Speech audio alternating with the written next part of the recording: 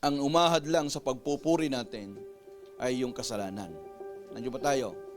Kaya po, kung bakit bumubukal sa atin ng pag-asa at papuri, ay meron po tayong kalayaan mula sa kasalanan.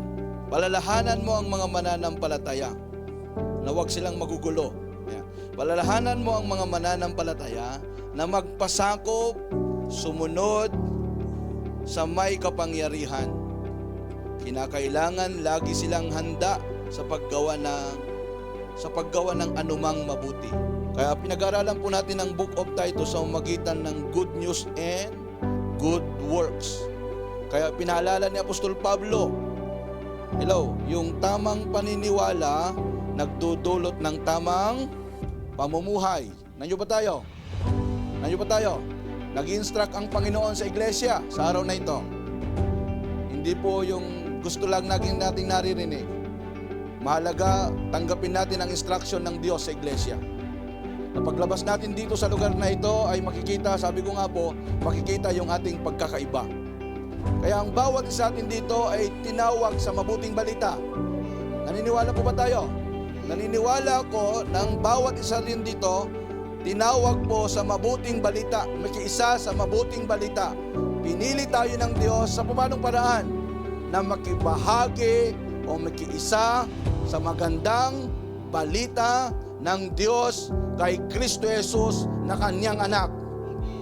Kaya tinawag tayo ng Diyos sa pamamagitan ng magandang balita na ipinahayag namin sa inyo, sabi ng Apostol Pablo, sa mga taga-Kreta, kay Titus, para makibahagi kayo sa kadakilaan ng ating Panginoong Jesus.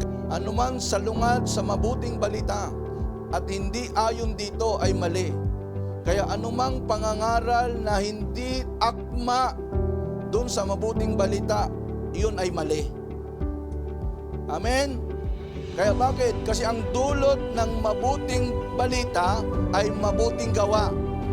Kaya yung bagong pagkatao na yon na tinanggap natin sa pamamagitan ng pananampalataya, nung tayo po ay nakipagkaisa sa Panginoong Jesucristo, ay may kakayanang gumawa ng mabuti.